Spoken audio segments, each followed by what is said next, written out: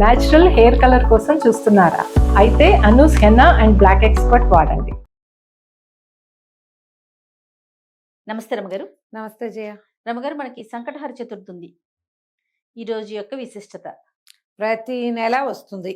అవును, నెల నెల వచ్చేది. పౌర్ణమి తర్వాత వచ్చే 4వ రోజు. దీంట్లో ఒక సాధారణ నియమం ఏంటంటే చవితి రాత్రిపూట ఉండాలి. పగలు చవితి అయిపోయింది అనుకో 4 గంటలకు అయిపోతుంది. ముందు రోజు రాత్రి ఎన్నింటికి వచ్చిందో చూసుకుని రాత్రిపూట చేయాలని చెప్తారు. ఈ సంకటహార చతుర్థులు చేయటము మన వైపు కంటే ఎక్కువగా తమిళ, కర్ణాటక, మహారాష్ట్ర ప్రాంతాల్లో కనపడుతుంది. ఈ ప్రాంతాల్లో గాణాపత్యం అని ఒక ప్రత్యేక మతం ఉంది జయ. మనకి ఉన్నాయి కదా రకరకాల మతాలు, శైవం, వైష్ణవం, సౌరం, శాక్తేయం. దాంతోపాటు గాణాపత్యము అంటే గణపతి యొక్క మతం. విశేషంగా మహారాష్ట్రియన్స్ కనపడతారు. వాళ్ళు ఎక్కువగా బప్ప, గణపతి బప్పానే, బప్ప అన్నిటికీ బప్పానే. మిగిలిన దైవాల కంటే కూడా ఎక్కువగా గాణాపత్యం మనకి మహారాష్ట్రలో కనపడుతుంది. కర్ణాటకలో, తమిళనాడులో కూడా కనిపిస్తుంది. మనం వాళ్ళ వెనకాల వాళ్ళం, మన కొంత తక్కువే. మనం విశేషంగా చేసేది ఏంటి? గణపతి నవరాత్రులు, చతుర్థి చేసుకుంటాం. ఏదో చతుర్థి చేసుకోవటమే. 9 రోజులు చేయటం కూడా క్రమంగా మనం ఈ మన స్వతంత్రోద్యమం తర్వాత చేసుకోవడానికి విశేషమైన పండగలు సామూహికంగా చేసుకోవడానికి కావాల్సి వచ్చి అట్లా అట్లా అట్లా అట్లా పెరిగాం. క్రమంగా ఏంటంటే మనం అన్ని రకాల పద్ధతులు కొన్ని నేర్చుకుంటున్నాం కదా, విశేషమైనవి, మంచివి. ఎక్కడితో కాదు, మన కథలో ఉంది ఎలాగూ. అందుకని ఈ సంకటహార చవితిని చేసుకోవటం ఒక విధానంగా ఇప్పుడు మనకు కనిపిస్తుంది. ఇంతకుముందు కూడా మనం ఒకసారి చెప్పాం, మళ్ళీ ఇంకొకసారి చెప్పుకుంటున్నాం. ఇదేంటంటే కృష్ణపక్షంలో వచ్చే చవితి. మామూలు చవితి ఎప్పుడు వస్తుంది? భాద్రపద శుక్ల చతుర్థి కదా. కానీ ప్రతి నెల వచ్చేటువంటి కృష్ణ చతుర్థి నాడు సంకటాలు తొలగిస్తాడు వినాయకుడు. అసలు చవితి అంటేనే వినాయకుడిది కదా. నెలలో ఏడాదిలో 24 చవితులు వస్తాయి. అందులో ప్రధానమైన చవితి ఒక్క శుక్ల చవితి. శుక్ల చవితులు వదిలిపెట్టే కృష్ణ చవితులు 12.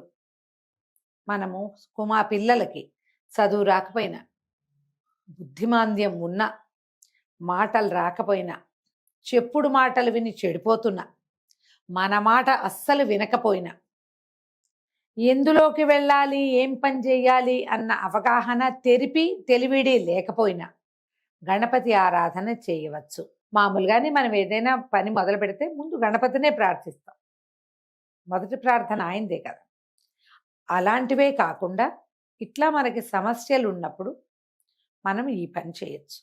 సాధారణంగా పిల్లలు మంకుగా ఉన్నారు, మాట వింటలేదు, బాగా చదవట్లా, కాన్సన్ట్రేషన్ లేదు, ఫోకస్ లేదు అనగానే పెద్దవారందరూ ఏం చెప్తారు? దేవాలయానికి తీసుకుపోయి గణపతికి 11 ప్రదక్షిణాలు చేయించండి, 11 గుంజీలు చేయించండి, గణపతికి కుడుములు పోయండి, ఉండ్రాళ్ళు పోయమంటారు. ఇది చెప్పుకుంటాం మనం. ఇది ఎక్కడి నుంచైనా రాని ఈ పద్ధతి. గణపతిని ప్రార్థిస్తే జ్ఞానం పెరుగుతుంది, సూక్ష్మమైన బుద్ధి అలవడుతుంది, ఫోకస్ వస్తుంది. వీటితో పాటు కుటుంబ కష్టాలు ఎలాగోనే, పిల్లల పైకి రాకపోవటం, వాళ్ళు ఎక్కడికి వెళ్ళినా వాళ్ళకి ఏదో ఒక అడ్డంకి వస్తూ ఉండటం. ఇప్పుడు వాళ్ళు ఎవరికైనా మన పిల్లలకి అడ్డంకి వస్తే మనకు వచ్చినట్టే అది. అంతే కదండి. తల్లులు ఎక్కువగా ఇవి చేస్తూ కనపడతారు. కుటుంబాల్లో చేసుకుంటారు, ఎవరైనా చేసుకోవచ్చు. దీనికి ఆనమాయితీ కావాలి, ఆను కావాలి లేదు, హాయిగా చేసుకోవచ్చు. దీనికి చేసుకోవడానికి పెద్ద పద్ధతి ఉంది, సింపుల్ పద్ధతి ఉంది, ఈజీ పద్ధతి కూడా ఇంకొకటి ఉంది. 3 చెప్దాం.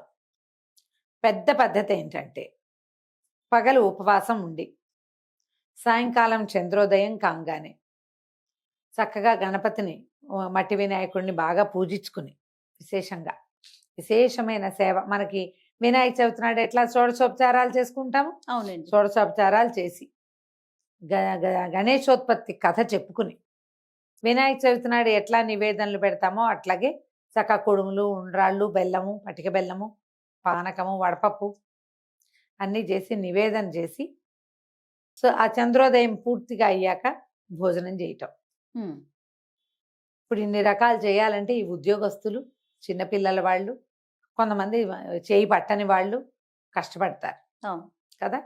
రెండో మెథడ్, పూర్తి ఉపవాసం కాకుండా మధ్యాహ్నం ఏదైనా టిఫిన్ తిని, అన్నం తినకుండా సూర్యాస్తమయం అయ్యాక కాసిని కనీసం 11 అయినా ఉండ్రాళ్ళు చేసి అంత పానకము ఆ మాత్రం పెసరపప్పు నానబెట్టుకుని పానకం తయారు చేసుకోవటం, వడపప్పు చూపిస్తున్నా కదా అవి స్వామివారి దగ్గర పెట్టి సింపుల్గా గణపతి పూజ చేసుకుని ఈ కుడుములు నివేదన చేసి దండం పెట్టుకుని హారతి ఇచ్చేసి స్వామివారికి భోజనం చేసేయటం. Okay, easy method.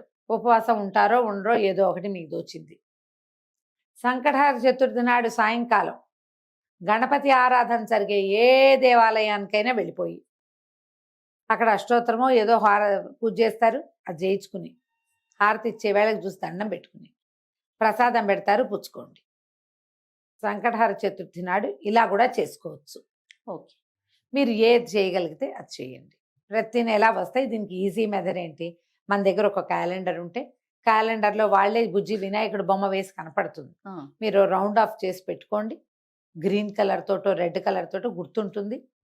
ఫోన్లో పెట్టుకోండి, లేకపోతే రిమైండర్స్ పెట్టుకుంటాం కదా, ఈరోజు సంకటహర చతుర్థి అని అదే మనకి తట్టి లేపుతుంది పొద్దున్నే. ఈ విధానాల్లో మీరు ఏది కుదిరితే అది చేసుకోండి. దీంతో పాటు మంగళవారము చవితి సంకటహర చతుర్థి వస్తే అంగారక చతుర్థి అంటారు. అది చాలా మంచిది. అది ఇంకా విశేషమైన ఫలితాన్ని ఇస్తుంది. సంవత్సరంలో 1-2 సార్లు రావచ్చు. ఈ ఏడాది ఇంకా మన చూడ క్యాలెండర్ చెప్తాం కదా, అప్పుడు చెప్పుకుందాం ఆ సంకటహర చతుర్థులు ఎన్ని ఉన్నాయి, అంగారక చతుర్థి వచ్చిందా లేదా అనేది చూసి చెప్దాం. ఓకే, జనవరి 1 తర్వాత క్యాలెండర్ చేస్తాం కదా ఒకరోజు, అప్పుడు చెప్పచ్చు.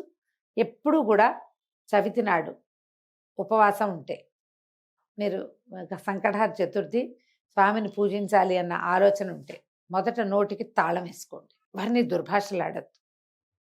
గొడవకి దారి తీసే ఏ విషయంలోకి మీరు వెళ్ళబోకండి.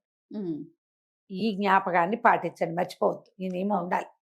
ఉండి మనం చక్కగా పూజ చేసుకోవచ్చు. నేనైతే మధ్యలో అదే పాటిస్తాను జయ. 99% నేను పగలు ఏదైనా కాస్త కొద్దిగా తిని మధ్యాహ్నం భోజనం చేయను. చిన్న టిఫిన్ ఏదైనా తిని మార్నింగ్ బ్రేక్ఫాస్ట్ చేస్తే ఇంకా లంచ్ లేదు. సాయంకాలం వేసరికి ఉండ్రాలు చేసేసుకుని నాకు రుణహర్తృ గణపతి స్తోత్రం ఉంది. గణపతి 12 నామావళి 16 నామావళి ఉన్నాయి. ఈ 3 రోజువారీ చదువుకునేవి.